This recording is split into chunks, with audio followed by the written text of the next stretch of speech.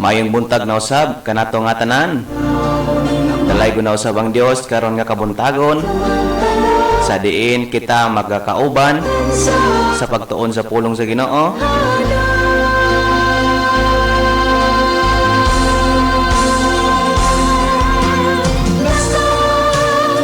Today is Saturday, May 13, 2023 o mayong buntag sa atong mga nagapagtigpaminaw sa atong mga radio o bisan pa man sa mga atong mga kaigsuonan o mga kahigalaan diha sa online sa diin makaskan ini nga mga videos o good morning sa tanan natong mga kahigalaan nga naka-tune in karon o karon ani agyapon ning inyong igsuon Brother Juanito Arbiol ug makauban ninyo sa pipila lamang ka minuto aron sa pagtuon sa pulong sa Ginoo. O karon nga kabuntagon higala I hope nga kamo ana karon sa maayo nga kahimtang o tun-an nato karon ang pulong sa Ginoo diha sa Psalms chapter 23 verse 2. Ato kining titlean og Rest in Stressful Times. Rest in Stressful Times. So karon before ta mag-start, mag-pray unadan kita. Let's pray. Father God in heaven, we thank you for this day. Thank you Lord for waking us up. Salamat Ginoo nga imo pa kaming gipabangon ka kabuntagon.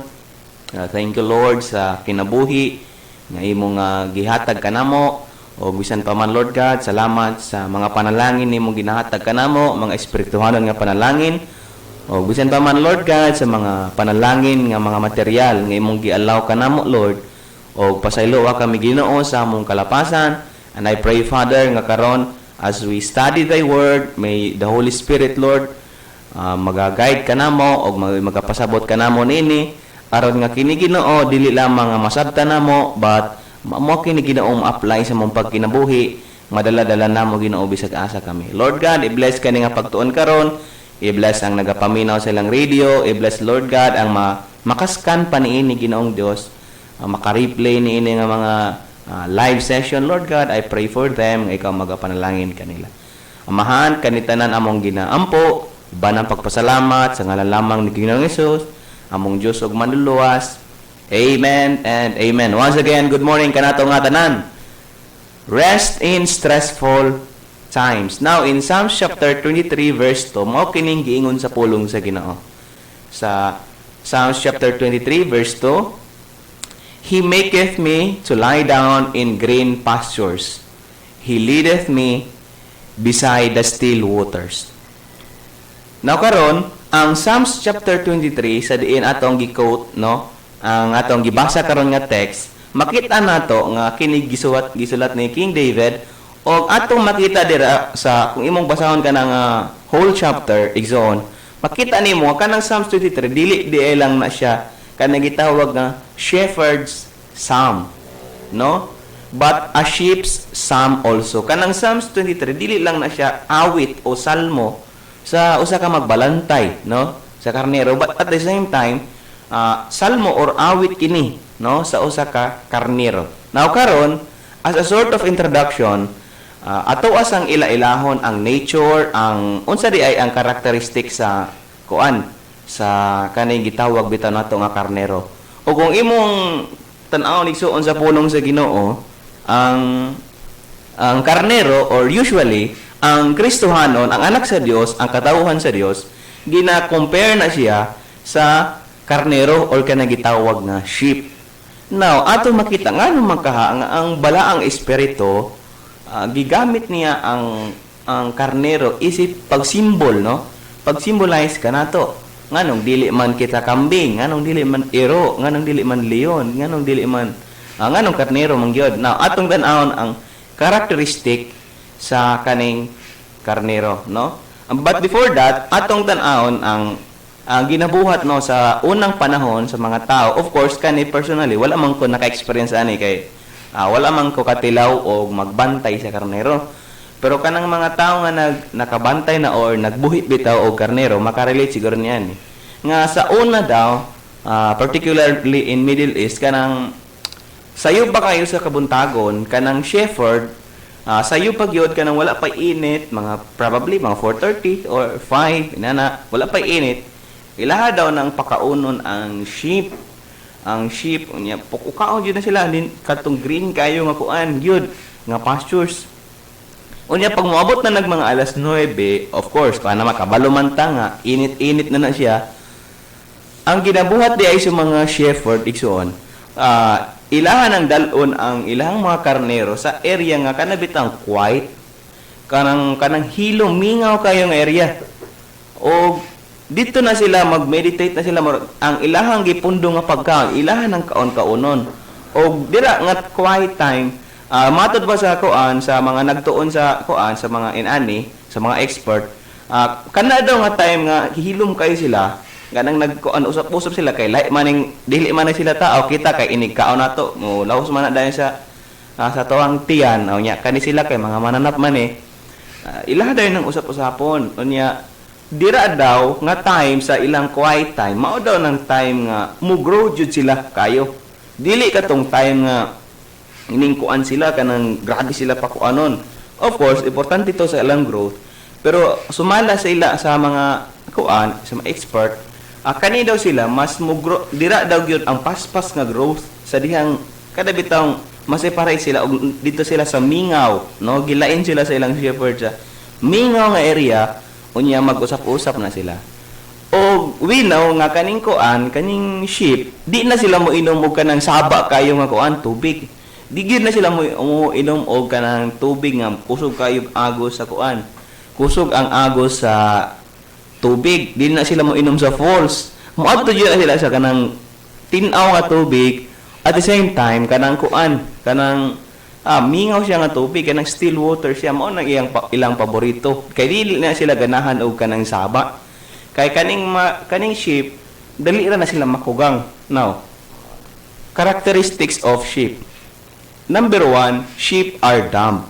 Kanang lingon tagdam kana bitawng dili kay sila ingana kay intelligent. No? Sheep are not intelligent animals like wolves or dolphins. This is because they are overly reliant on shepherds for protection after millennia of domestication. Now, kaning mga karnero, nagdepende ra gid na sila, nagarely ra gid na sila ang ilang protection of domestication, nakarely ra gid sa ilang shepherd. Now, by the way, unsa man ang domestication? Domestication has meant that sheep have had all their food, ang ilang pagkaon, ang ilang shelter, ang ilang survival, ng mga needs, gi-provide sa humans. Therefore, pag wala sila shepherd, lisod kayo sila, kanang gamay kayo ang tsansya nila sa ilang survival. This has dampened their survival skills. Now, and just like sheep, sama sa mga karnero igsuon, we are also dumb. No? Dili intellectually, but spiritually. We are spiritually dumb. In fact, dili lamang kita spiritually dumb. Kung kali ko imong tanaw sa Ephesians, kung gyud ta patay gyud ta, spiritually dead gyud ta. Now, ingon sa Bible, Ephesians chapter 2 verse 1, and you hath he quickened who were dead in trespasses and sins. So, we are not just spiritually dumb, but eventually, we are spiritually dead. Sa diha nga wala pa ka diha sa Ginoong Jesucristo, wala pa ka sa kamot sa magbalantay. We are spiritually dead. O gani, spiritually speaking, we are dumb. Example niya na si Nicodemus, no? Sa John chapter 3, there was a man of the Pharisees named Nicodemus, a ruler of the Jews. The same came to Jesus by night and said unto him, Rabbi, we know that thou art a teacher from God. For no man could do these miracles that thou doest except God be with him. Now, Jesus in verse 3 answered and said unto him, Verily, verily, I say unto thee, except a man be born again, he cannot see the kingdom of God. By the way, kinsa man si Nicodemus? Intellectually speaking, bright ng si Nicodemus. Kabalo na siya sa Old Testament, kabalo na siya sa Torah, kabalo na siya sa Law and the Prophets, kabalo na siya sa mga Old Testament. Master niya na, no? Bright siya. However, spiritually speaking, he is dumb. No, makita nimo nga ingon si Jesus Christ, sa pagkatinuod, ako magingon nga kanimo. Gawas kung ano sa katao, man tao pag-usab. dili siya kakita sa gingharian sa Dios. Now, Nicodemus saith unto him, ningtubag si Nicodemus, how can a man be born again when he is old? Can he enter the second time into his mother's womb and be born? Now, makita nato igsuon nga kita atubangan sa Ginoo. Before nato nailhan ang Ginoong Jesucristo, we are spiritually dead. We are spiritually dumb. Og mao na siya ang characteristic sa sheep.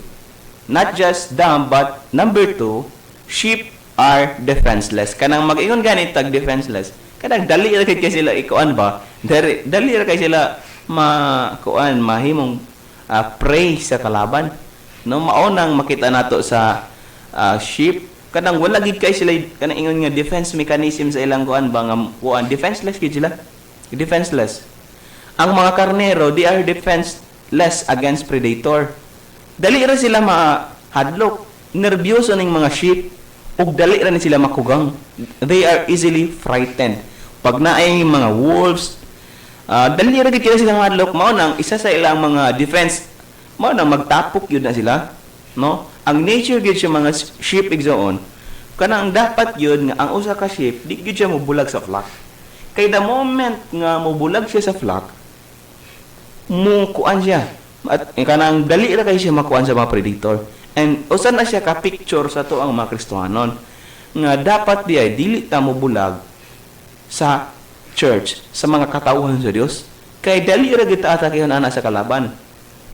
Now, same pod na sa atoa. Without our shepherd, we are defenseless. Without our shepherd, we are, in fact, we can do nothing. Mao na ingon si Jesus Christ sa John chapter 15 verse 5. I am the vine and ye are the branches. He that abideth in me, and I in him, the same bringeth forth much fruit. For without me, ye can do nothing. Which means igsuon, kung wala ang Ginoo sa ato ang kinabuhi, we are defenseless. Dali ra kay ta atakihon sa kalaban, no? Usa na siya ka sa mga nature sa sheep. Not just sheep are defenseless, but eventually sheep don't have sense of direction. Wala gid na sila sense of direction. Mawala gid na sila. Now, ma-amaze ko sa kaning koan, ambot kung unsay wako kabalo kung unsay tawag ani kada pero kana bitang mga turtle ba, kanang turtle gud sa dagat. Nya kana sila gagmay pa kay na siya. Mo kuan napusa na siya. Unya pag mudako na siya, mo kanang mo lagyo siya bisag asa miles away gikan silang gigikanan. Pero ma-amaze ka kay makabalo siya mo balik sa iyang gigikanan. O dito siya mangitlog kung asa siya gikan, no? Unya kaning uban pud nga mga manhap, for example kaning iring, no? Naay tayo nga kanang suko kay ka sa iring, i-try nimo nagkuan, i-try nimo ilabay, sulod nimo sa sako unya ning palayo ka sa imong balay. Unya pagpauli nimo, gilabay nimo imong iring kay naglagot ka, kay bugoy kayo, inana. Unya pag-uli nimo, una pa ning abot sa imo ha. Kanang uban nga mga mananap naa sila kaning gitawag nga sense of direction. Makakuan siya kanang kabalo sila sa direction. However, ato makita, sheep don't have sense of direction. Wala sila sense of direction. In fact, mo follow sila kung bisan kinsa ang mulid sa ilaha. Bisan pa kanang mulid sa ilaha nga matagak sila sa usa ka kuan habog ng isa nga lugar or cliff, no? For example, in Turkey na kining incident tinuod kini nga nahitabo year 2005 nga sa Turkey naay 450 ka mga sheep ang namatay. Ngano man unsay nahitabo? First, naay usa ka sheep nga ni ambak kanang nag-suicide ba? Naay usa ka sheep nga nag-ambak siya sa kanang sa bungtod. Unya pag ambak niya sa bungtod, ning follow ang 1,500. Ning follow 1,500 according sa report. Others followed, each leaping off the same cliff as Turkish media reported. Mao nang ilang gi-report nga pag ambak sa isa ka kuan, sa isa ka sheep, ning follow ang 1,500. Nga maoy nag-cause nga ang 450 ka buok namatay gyud. Namatay. So makita nato nga bisan delikado, mo follow na sila, wala sila sense of direction. No, now, just like them, kita pod ing anak kita. Mao na ingon sa pulong sa Ginoo sa Isaiah chapter 53 verse 6. All we like sheep have gone astray. We have turned everyone to his own way, and the Lord hath laid on him the iniquity of us all. Atong makita nga ang mga sheep, they don't have a sense of direction. Dali ra kay sila walaon, no? Dali ra. Now, lastly, number 4, as a sort of introduction, sheep have a tendency to get distressed. Dali ra kay nang kuan. Naay tendency jud ang kaning mga sheep nga ma-stress. No? Tinuod ka na siya. Ang mga sheep dali ra na ma-frightened by sudden loud noises. In response, sheep become nervous and more difficult to handle. No? This is due to the release of stress-related hormones. Ma-stress og dali ra na sila makugang. Mao nang nature sa sheep. Now, rest in stressful times. Paano man ta maka-rest? No, whether we like it or not, may suon. Bisan pa Kristohanon ta, makatilaw jud tag stress, dili ta exempted kanang experience jud ta aning gitawag nga stressful times. Now, the moment nga moabot ta niya nga point sa tong kinabuhi, unsay atong buhaton aron kita maka-rest, no? Aron say atong buhaton. Now, number 1, we must acknowledge the security we have in our shepherd. The moment nga naata sa stressful times, dapat atuod yung i-acknowledge nga naatay security, no? And our security is naa sa kamot sa atong shepherd. Ang atong shepherd nga mao si Ginoong Hesukristo. Unsa man na siya nga security? Kana nga security na kana bitang naatay confidence nga bisag unsay may tabo naata sa kamot sa Ginoo. Mao nang makahatag sa tuag rest or kalinaw. Now, in Psalms chapter 23 verse 2, atong ibasa ganiya, ingon siya diri, He maketh me to lie down in green pastures. He leadeth me beside the still waters. Now, take note the word maketh and leadeth. Ato makita dira that God is the one who makes us and God is the one who leads us. In fact, ato makita, He is the one who makes us His child. Siya ang naghimo sa tuwa nga iyang anak. O ang Dios mismo ang nagalid sa atoa. And the moment igsuon nga ato ang i-acknowledge nga siya ang naghimo sa atoa o siya ang nagalid sa atoa, ginalid ta sa Dios, makakaplag tag rest. O nganong makakaplag tag rest? Because remember kung kinsa or unsa ang atong shepherd. Our shepherd is a compassionate shepherd. Naa siya compassion sa tong kinabuhi. And mo nang makita nato sa Matthew chapter 9 verse 36, nagaygon siya. But when he saw the multitude, he was moved with compassion on them, because they fainted and were scattered abroad, as sheep having no shepherd. Mao nang makakaplag tag rest, knowing the fact nga ang atong Ginoo compassionate siya. Unsa may pasabot anang compassionate? Kanang naa siya kahangawa bitaw, kanang naa siya pag-care sa atoa. Kanang ma-move siya sa atong situation. Makita niya ang atong sitwasyon. Remember, igsuon, ang atong Ginoo dili na buta.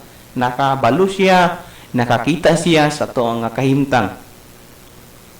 O, man nag-ingon sa Hebrews chapter 4 verse 15, For we have not an high priest which cannot be touched with feeling of our infirmities, but was in all points tempted like as we are, yet without sin. Mao na nga makita nga ang Ginoong Hesukristo igsoon makarelate gyud na sa tuang kahimtang kay ngano man in fact mas malala ang iyang giagihan nga iya tang gipakamatyan niya, grabe ang iyang pag-antos sa ato, which means makalaom ta sa iya, makaduol ta sa iya kay ngano man, no, ma-move na siya sa ato, makuha na siya compassion sa ato, labi na makita ang taniya nga nagakalisod-lisod. Would you think nga ang Ginoo wala na kabalo niya na? Kabalo ang Ginoo niya na igsuon og for sure na gyud na purpose ang Ginoo sa tanan niya na. Now, He is not just a compassionate shepherd but also He is a caring shepherd. Siya ang usa ka magbalantay nga adunay pag-care, adunay pag-atiman, ginaatiman ta niya. Now, ingon ang pulong sa Ginoo, nga si Jesus Christ, I am the good shepherd. The good shepherd giveth his life for the sheep. Ing ana ka gigugma sa Ginoo. Ing ana ka gi-care sa Ginoo. Ing ana ka importante sa Ginoo. Nga even ang iyang kinabuhi, iyang gihatag for the sake of you, para kanimo o para sa kuha. Ug ing ana ka kapalangga sa Ginoo igsuon. Mao nang the moment nga ato nang ma-realize, during our stressful times, makakaplag yun tag-rest. No? Knowing the fact nga ang atong shepherd, ang atong Ginoo, doon ay pag-care sa ato. He is a caring shepherd. No? And not just a caring shepherd. Ingon pagani ang Bible, he shall feed his flock like a shepherd. He shall gather the lambs with his arms and carry them in his bosom, and shall gently lead those that are with young. Now, our security is in the Lord, is on. So, find your security in Him and Him alone. Ato jud lang timan-an nga ang atong security naara jud sa Ginoo. Naara jud sa Ginoo. Wala nining kalibutan. Wala sa atong mga insurance. Wala sa atong mga bisag unsa nining kalibutan. Of course, those things are good, but we must remember that our ultimate security is in the Lord. So, during our stressful times, unsay atong buhaton? Atong pangitaon ng atong security diha lamang sa Ginoo. Rest in stressful times, not just acknowledge our security we have in our shepherd, but ultimately, number 2, the sufficiency we have in our shepherd. No? The sufficiency we have in our shepherd. Now, he maketh me to lie down, in verse 2, in green pastures. Oh, now, take note the word. He leadeth me beside the still waters. Now, stress comes when we think that our needs are not going to be met. Asa man gikan ng stress? Kasagaran, kanang mas stress bitaw ta, ang cause niya na kanabitang murag makita nato nga ang atong mga needs bitaw murag makulangan na ta, ingana, murag ang atong mga needs, dili na maabot. Pero kung makita nimo, gi-provide man sa Ginoo, no? Sa atong mga past nga mga pagkinabuhi, makita nato nga ado na kita yung mga needs, nga feeling nato, murag dili naman nato ni kuang gyud. Pero unah kuan man, masupply man gyapon sa Ginoo. Now, ingon ang Bible sa Matthew chapter 6 verse 25, therefore I say unto you, take no thought for your life, what shall ye eat, or what shall ye drink, nor yet for your body, what ye shall put on. Is not the life more than meat, and the body than raiment? Now, ato makita, gitudloan to sa pulong sa Ginoo, nga pangitaon nato ang sufficiency diha sa tong Ginoo. Nga kanang sa Ginoo nato makita ang atong kanang gitawag bitaw nga katagbawan or satisfaction. Kay musugod kita sa daily, of course, ma-enjoy magyud no sa mga material na mga butang, pero dili gyud na mao ang makahatag sa tuag ultimate nga sufficiency o ultimate nga satisfaction. Kay ngano man, di gyud na makatagbaw sa tuwa. Kay gi-design ta sa Ginoo nga matagbaw ta sa iya, no? Gi-design ta niya na sa Ginoo. O gitudloan ta karon sa pulong sa Ginoo igsuon nga kana bitang dili kay ta sigig kuan kanang stress para sa atong kanon o sa atong inumon o sa atong isulob. Kay ingon pa ang Bible, is not the life more than meat? Ang atong kinabuhi dili ba mas labaw pa sa mga pagkaon, o ang atong lawas mas bililhon pa kaysa atong mga sinina? We are to be contented to His sufficiency. Dapat makontento ta sa Ginoo nga kanabitang di baling walang-wala ta sa kalibutan materially, pero nahatay Ginoo. Kaysa abundansya ta sa kalibutanan nga mga butang, abundansya ta materially, pero wala tay Ginoo. Mas maayo na lang, piliin na lang nato ng bahala, dili kay ta inana ka abundansya, ka abundant, basta naatay Ginoo. Kaysa maimo ang tibuok kalibutan, ug wala kay Ginoo. Useless ang tanan, kay ang sangkuanan ra gyapon nimo impierno. So, as a Bible believer, as a Christian, we are to be contented to His sufficiency. Nga, makaingon bitaw ta nga, Lord, bahala mahanaw ang tanan. Pero matagbaw ko, di ko mahalo kay naamang ka. In Psalms chapter 22 verse 26, the meek shall eat and be satisfied. They shall praise the Lord that seek Him. Your heart shall live forever. All they that be fat upon earth shall eat and worship. All they that go down to the dust shall bow before Him. And none can keep alive his own soul. Rest in stressful times. Dili lamang nga atong i-acknowledge our security we have in our shepherd, the sufficiency we have in our shepherd, but lastly, the serenity we have in our shepherd. The word serenity, kana bitang maging kalma ta. Kanang maka-imagine gud ta sa picture sa usa ka kanang lalum nga tubig nga mingaw, no? Kanang serenity, kalma, makarest ta. No? The serenity we have in our shepherd. Psalms chapter 23 verse 2, He maketh me to lie down in green pastures. He leadeth me beside the still waters. Now, you know what, igsuon? Mao ni ang reality. Nga pag ang kita nga mga tao stress, lisod kaayo ihigda. No? Lisod kayo ihigna sa kagabi. Makatilaw ta ng muratag kung ma-stress ta, muratag dili katulog, lisod kay na ihigda. Pero kung makaplaga na to ang rest diya sa Ginoo, makahigda kita, no? He maketh me to lie down in green pastures. Now, ingon ang Bible, kinahanglan nga still lang yun ta, mo relax lang yun ta, o pasagdaan natong ang Ginoo ang mulihok. Be still and know that I am God, Psalms 46, verse 10. The Lord gave, sumala pa sa testimony ni Job, and the Lord has taken away. Blessed be the name of the Lord. Job chapter 1, verse 21. Meaning, ibutang na to ang atong serenity diya sa Ginoo. Nga bisag unsay mahitabo sa tong kinabuhi, dili na mahitabo kung dili i-allow sa Ginoo.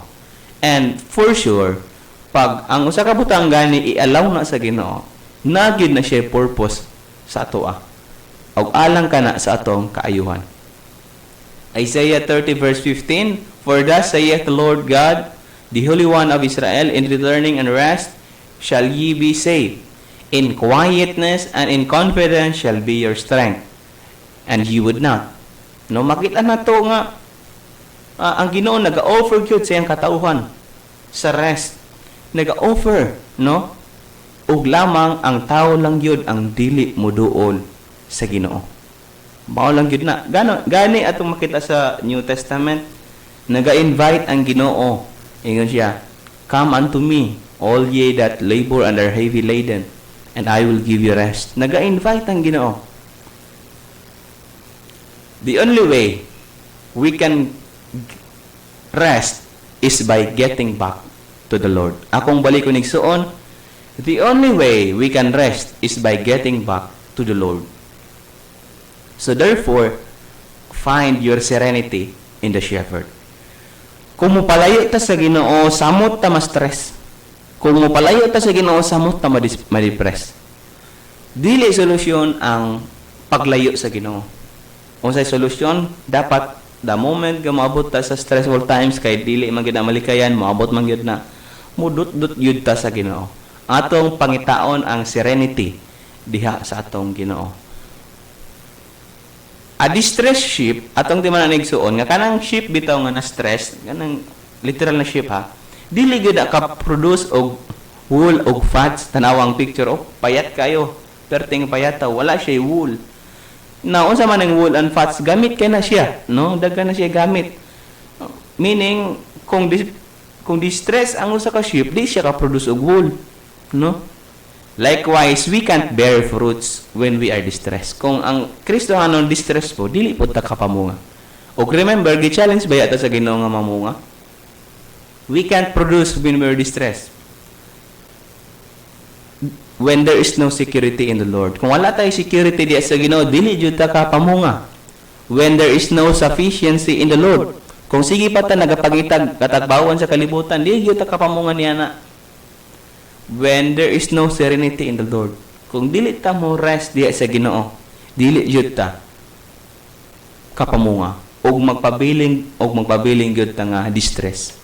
Now, gi-challenge ta ba sa Ginoo sa John 15:4, abide in me and I in you.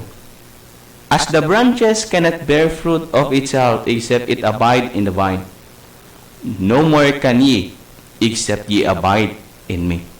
Meaning, dili solusyon ang paglayo sa Ginoo apan kung moabot man ang stressful times sa atong kinabuhi o kung nagkaabot yun na ang atong buhaton mo abide ta sa Ginoo, dut yun ta sa Ginoo, abide ta sa Ginoo aron kita makapamunga o makapalagan nato ang security diha sa Ginoo, makapalagan nato ang sufficiency diha sa Ginoo o ang serenity diha sa Ginoo.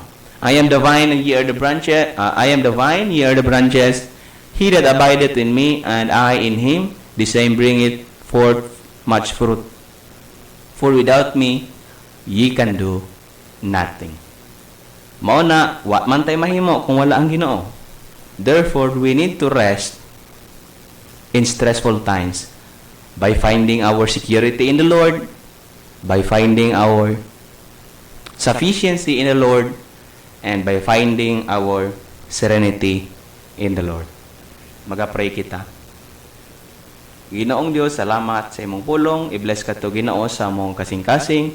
Untag Ginoo magpabilin gayod o hinaut pa untag Ginoong Dios nga imong panalanginan o i-bless ang mga tao nga paminaw karon ilapid na Ginoong Dios nga naa sa ilang stressful times sa ilang kinabuhi. I pray God, Father God, sa imong comfort ngadto kanila o mag-bless ikaw sa tanan nga nagapaminaw karon. This we pray in Jesus name. Amen.